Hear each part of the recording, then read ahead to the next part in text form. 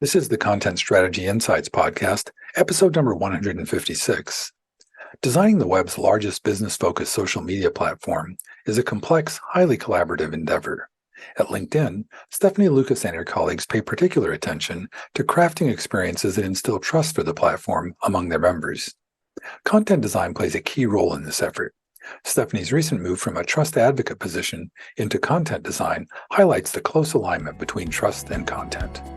Welcome to the Content Strategy Insights podcast, where accomplished content strategy experts share their wisdom with our friends in the content community. Our mission is to democratize content strategy, to make its principles and practices accessible to everyone. And now, here's your host, Larry Swanson. Hi, everyone. Welcome to episode number 156 of the Content Strategy Insights podcast. I'm really happy today to welcome to the show Stephanie Lucas. Stephanie is a content designer at LinkedIn, where she specializes in trust issues. So welcome, Stephanie. Tell the folks a little bit more about what you're up to these days. Hi, Larry. This is great. Really excited to join you on this. I think your series is awesome. So I work at LinkedIn. I've been there over 11 years. I live in San Jose, California, and I have 4 cats. So if you hear a meow in the background, that's hopefully that won't happen. But yeah, I've been working at LinkedIn for a while, I started in the brand and marketing design team way back in 2012, and I moved into product design, but at the time, what they needed most was help with their trust products. So I was basically assigned me up because I was kind of new into product design at that time. And lo and behold, I found out I had a real fondness for the work. I felt it was very meaningful and impactful work and super important. This was before all of the Cambridge Analytica and GDPR stuff. But it just became very important to me, and I decided to make it my own. And so I've been doing trust at first design, but then I rolled into sort of being a trust advocate and helping to educate our design organization about emerging privacy regulations and so on. And it kind of became my brand, which I was very happy to see happen. And now I am content design, working on features in our product and our app that have to do with keeping you safe, helping you be confident, helping people understand that our community is one of professionalism. It is not a free-for-all. Sort of helping work with features that sort of boost that. So and lately, kind of the most exciting thing that I've been working on is we've been rolling out the ability to verify on LinkedIn. That was kind of a really exciting project to work on. And we're really happy with that. It's free, by the way.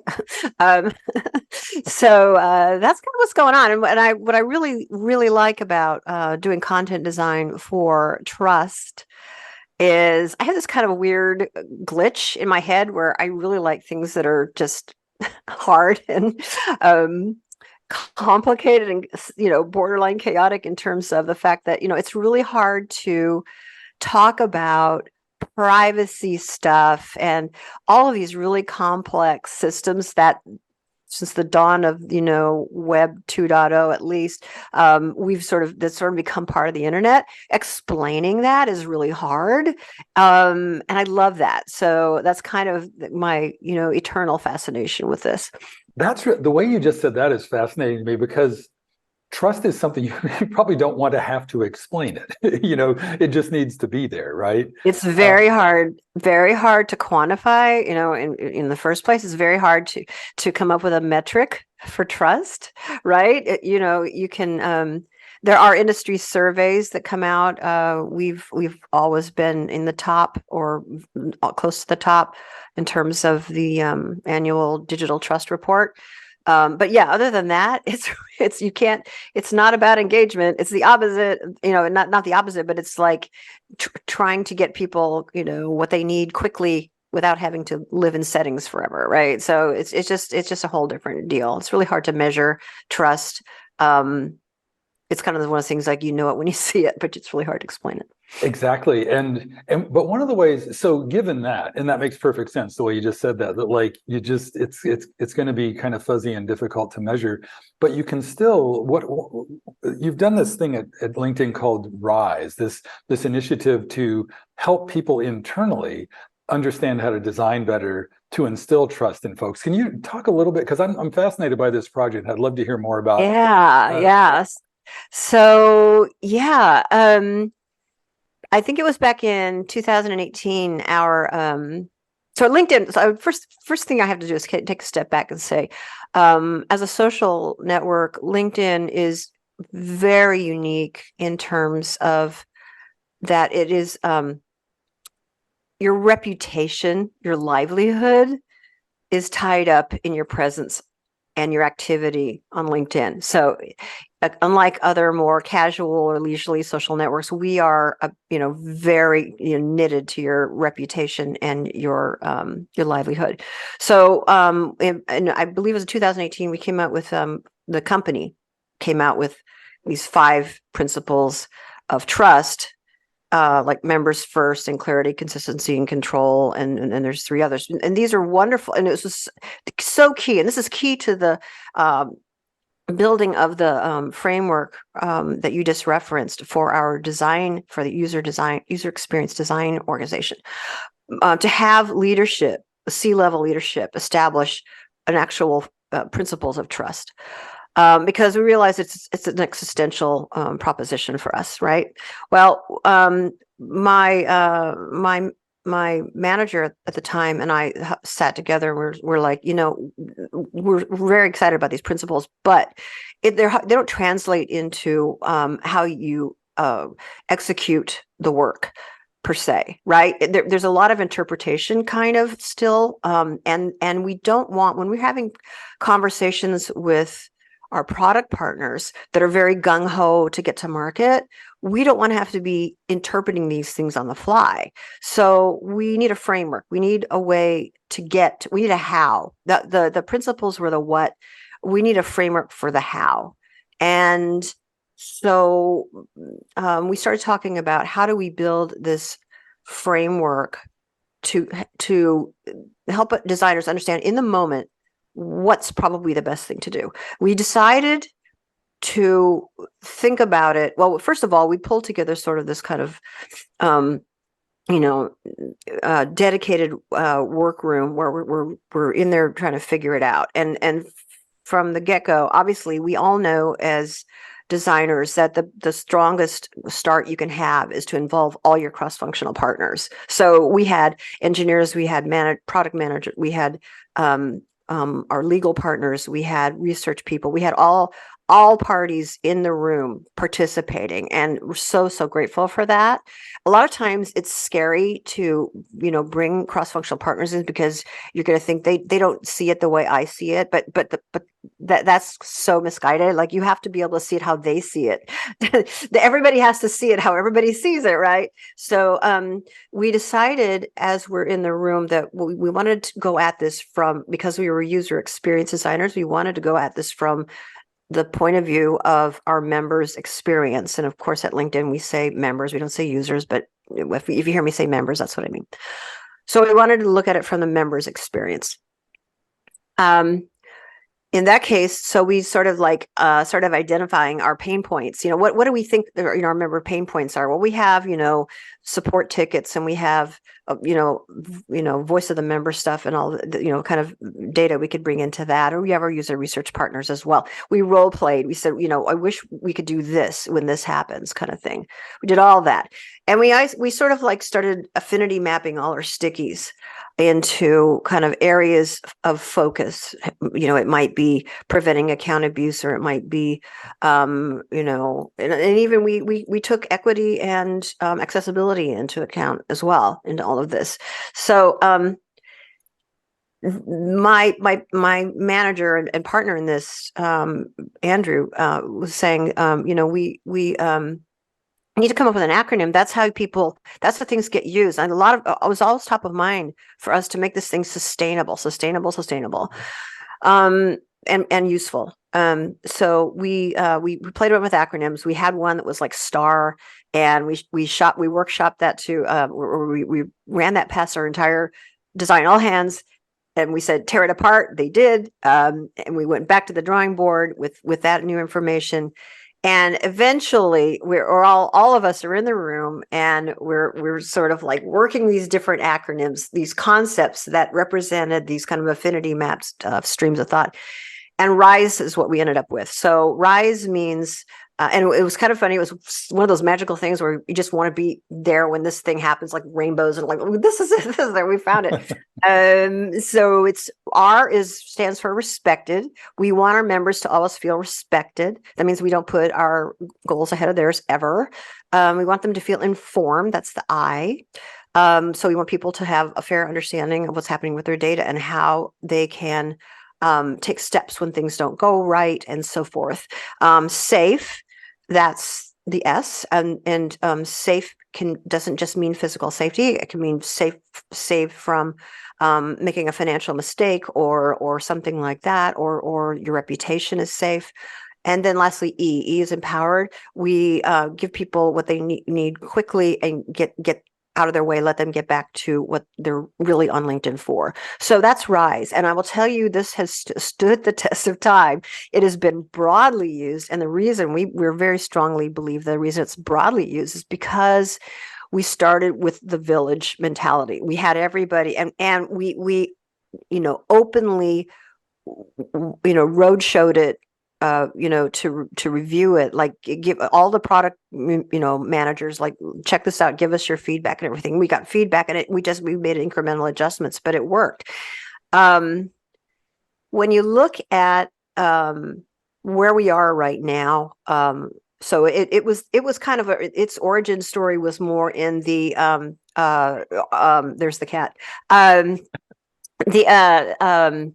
Me Too, kind of the Me Too stuff, the Cambridge Analytica stuff, the misinformation, certainly effort. That's kind of like the formative era of RISE.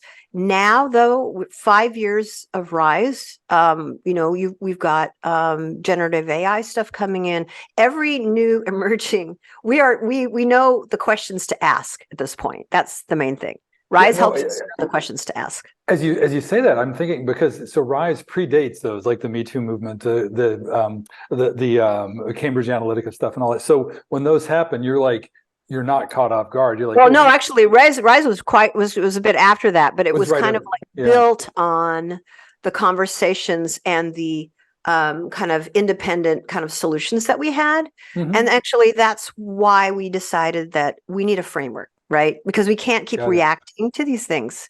We need to, and I think it goes to what I was just saying. Is like RISE helps us understand the questions, right? So very importantly, with all of that kind of acceptance from all the product managers and all of the cross-functional partners. Now, when a designer on their own in a conference room or on a Zoom meeting with their product partner has that this doesn't feel right moment, right? They can say, well, this doesn't follow RISE. That's the answer, right? Like, so they can actually just point to something that everybody's agreed on. And I can't overemphasize how important that is. And it all started, really because our leadership decided that trust was existential. Mm-hmm. And they articulated those principles that you built this off of. And the way you just said that too, it's like you said earlier something about it when you see it.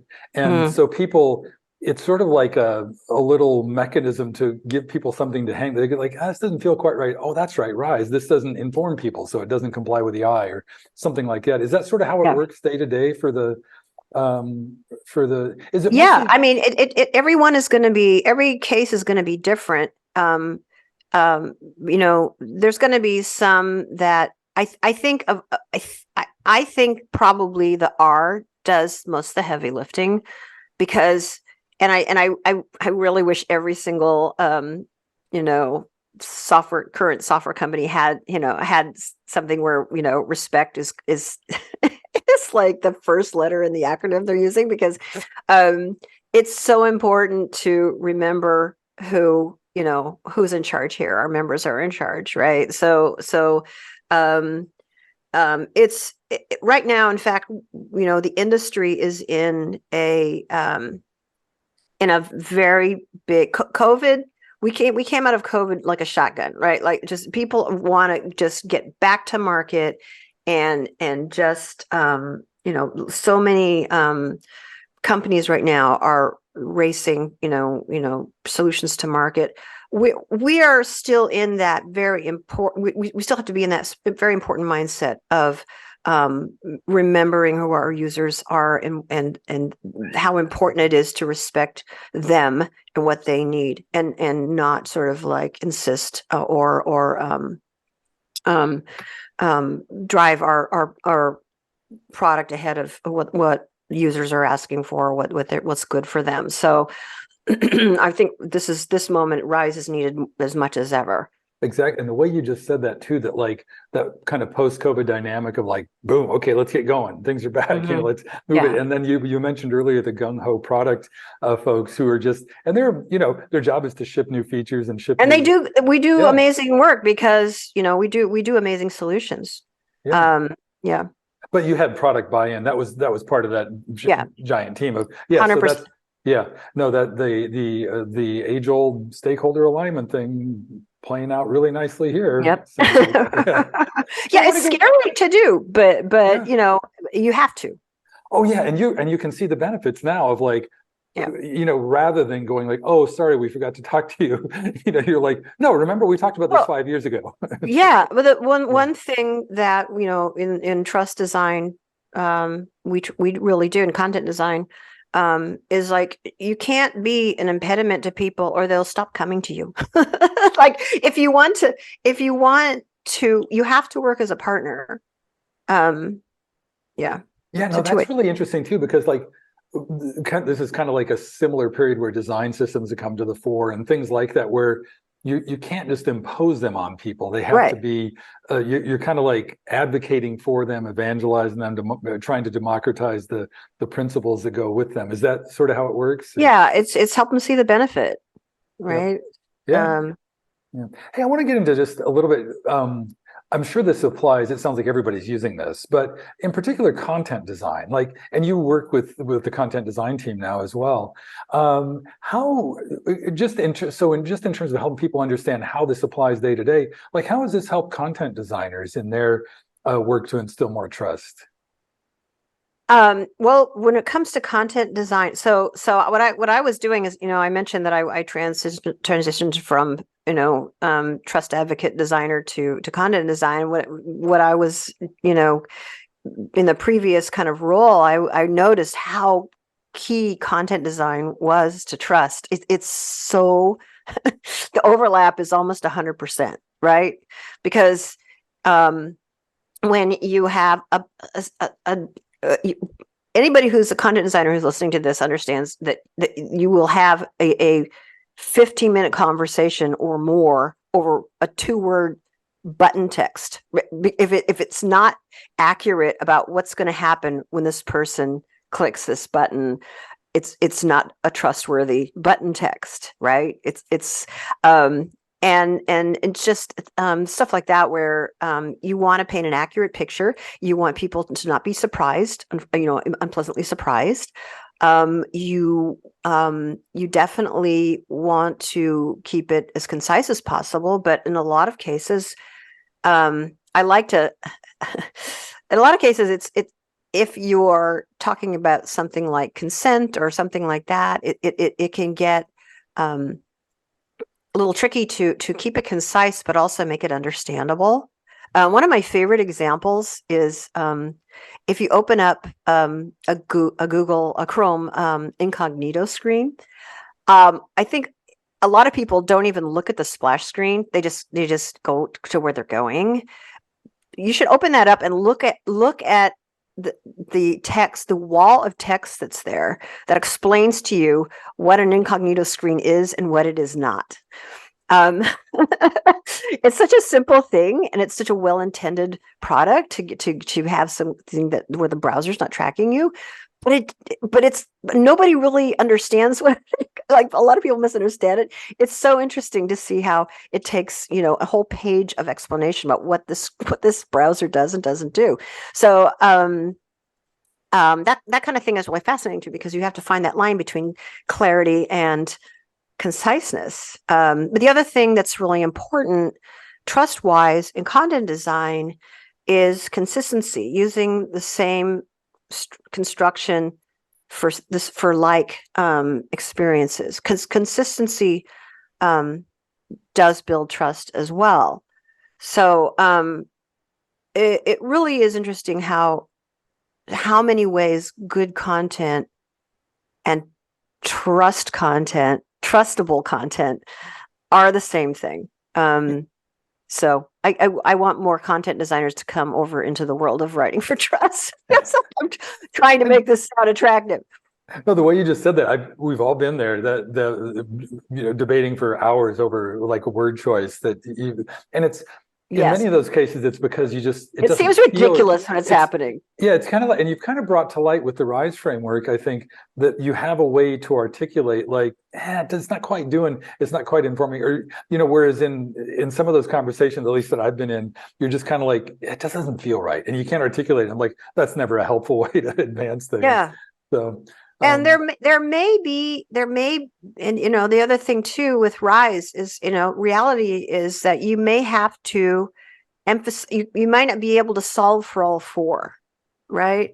It sounds funny to say this, but you might not be able to hit all four squarely. You might have to say, well, in this case, respect is more important than empowered, or safe is more important than empowered, or something like that, right? You might have to do that. But the point is that you have those dots, that you have those kind of marks there, that they're always the same marks, and what the rules of the road are. That reminds me of that truism that a lot of, I think, product and other business people have. Like, you can have price, quality, speed. There's kind of little like sliders that like you push one and the other one of them has to change. Right. So it's not quite that drastic. It's usually it's a little more nuanced than that. But you do have. But the fact of the matter is that the work we do right now is really complex in concepts and implementation and all of that. So the solutions aren't going to be, monochromatic. They're complicated. Oh, it does. It just keeps getting more complex too. Like, just everything from like and faster, like GDPR and CCPA to, and then to like, and one of the most, I would be remiss if I didn't bring up generative AI in this thing. But it seems like having a framework like RISE around in this day and age, you're ready for it. Is that kind of how it feels to you as you? Well, yeah, it certainly helps us understand how to approach it. We know we have this kind of foundation. We know what the expectations are. And by the way, I didn't mention this, but ever since the earliest days of RISE, the mantra has been to each and every designer that trust is your responsibility. There was a day in LinkedIn's design history where we had a mobile team. I think maybe everybody's had a mobile team at one point. That obviously turned into, mobile first product thinking, and that went away. We used to, we still do have a trust design team, and the trust design team used to have a lot of sway in telling other pillar products, what they should and shouldn't do. That's not the case anymore. It hasn't been for 5 years. Everybody owns trust. So everybody is answers to that. And actually, that brings up a point too I wanted to really to make, is that I firmly believe that everybody that touches design that has anything to do with data needs to become smarter about privacy, best practices, and regulations. I think that policymakers are trying to do the work of helping designs be better without having designers at the table. And that has resulted in some kind of comical kind of decision making, which we don't have time to get into. But I very much encourage folks to take it upon themselves. I think every designer should have a baseline of accountability, even for understanding privacy and asking those questions, asking the right questions. When we hire designers, privacy, best practices should be one of the interview questions, right? So it's silly at this point for us to be, expecting the legal team to take care of it. It's our job. Yeah, and the way you just said that reminds me, it strikes me that there's probably some parallels to like accessibility, where that used to be like a thing at the end where they just made sure that you could do a screen reader. I think it still is in a lot of cases. I know. From what I've been seeing on the web. Yeah, but there is some effort to incorporate it earlier. But just as it should be every designer's job to consider accessibility at every juncture. It should be and equity, all of that. Yeah, and exactly. All those important. Yeah, and it's not. Yep. It's not something that's, I don't know. I think we're still in that era where a lot of people think of this as due diligence, and it shouldn't be. It should be just basic product thinking, Yeah, that's a whole other conversation, moving from due diligence to regular practice. But yeah, I can't believe it, Stephanie. We're already coming up close to time. These conversations always go way too fast. But before we wrap up, is there anything that has come up in the conversation that you want to revisit, or that you just want to make sure you share before we wrap up? I do want to mention something interesting that's recently, and this goes to the point of designers getting more, involved in privacy thinking. Harry Brignall, who just who coined the term dark patterns, he's a design leader, and he's sort of like this pattern. The dark patterns term has been mentioned in policy making now. It's deeply embedded into legal thinking because thanks to Harry, I might have said Henry. I meant Harry. He's got a new book coming out, and it's called Deceptive Patterns. And I'm very, very happy about this. He's pivoted because dark patterns is not only sort of perpetuates the idea of that dark is bad, it's vague. It doesn't say what it is. So the whole community is trying to pivot to deceptive patterns. I'm really excited about this. I can't wait to see his book and check it out. I think this is a perfect opportunity for designers and content designers to start taking this stuff seriously and becoming invested in it, spreading the good word, thinking about policy. When, for example, California Attorney General Office asked for comments on a new guidance for privacy, make a comment, participate. Like that's how this kind of stuff we can kind of help this stuff. We know what we're doing. We know how to do this right. So let's get more involved. Excellent. Yeah. And I love that the originator of the phrase is kind of doing a whole book to change it. That's perfect. I'm very excited about that. Hey, one very last thing, Stephanie, what's the best way if folks want to follow you on, say, social media platform? Well, I'm going to say, I don't have I'm not going to mention the other platforms. I'm sorry. There's some rebranding in the news this week, so I'll just sort of let that one go. But no, on LinkedIn, you can reach me, Stephanie Lucas. Happy to meet. I got a lot of great content design community there already, a privacy community and design community. So really looking forward to meeting anybody. Excellent. Well, thanks so much, Stephanie. I really enjoyed the conversation. Same here. Have a great week. Thank you for listening. If you can think of a friend who might enjoy this episode, please share it with them. And please join us again for our next content strategy interview.